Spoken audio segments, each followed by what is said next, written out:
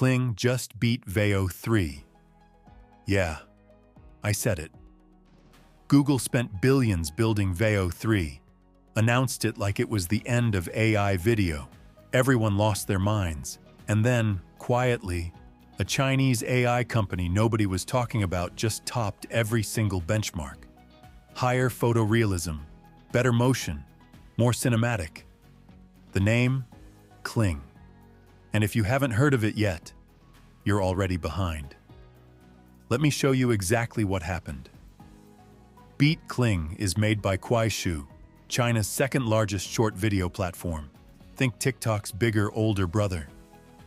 They've been building AI video in silence while OpenAI and Google were on stage taking all the applause.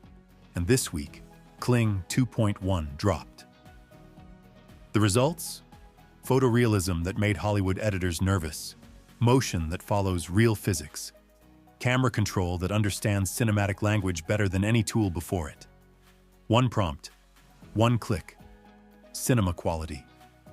Beat. So I ran the same prompt through both tools. Here's what I typed. Slow, cinematic drone shot descending over a rain-soaked city at midnight. Neon reflections on wet streets, no people, moody, atmospheric.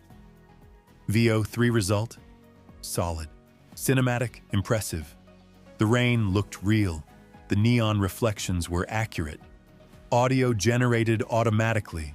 Rain sounds, wind, genuinely good. But Kling? The depth was different. The raindrops caught light in a way that felt accidental, not generated. The camera movement had weight, like a real drone fighting real wind. Side by side, Kling looked like a film. Veo 3 looked like AI.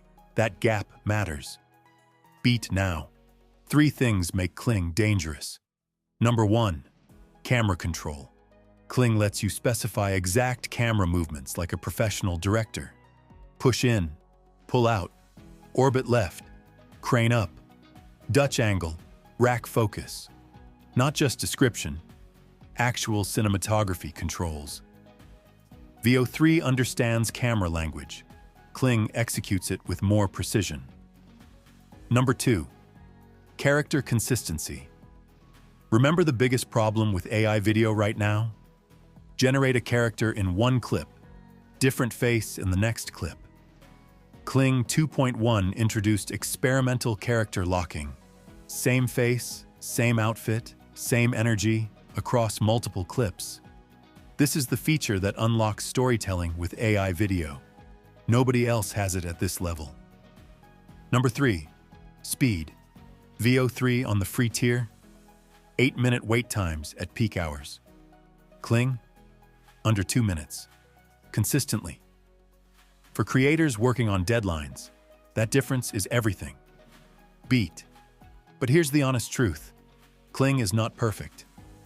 Audio generation, Veo 3 wins. Kling still requires you to add sound separately.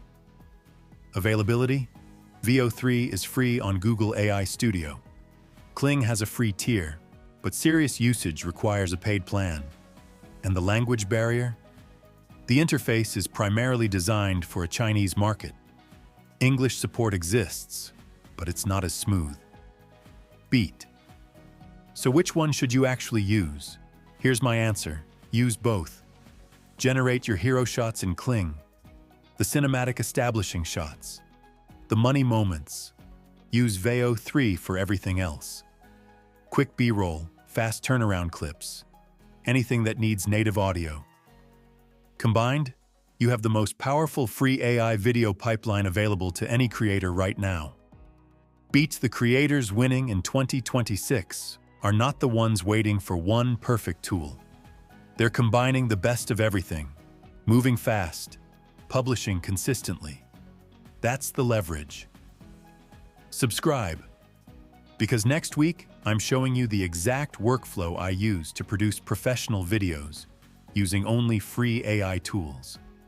See you there.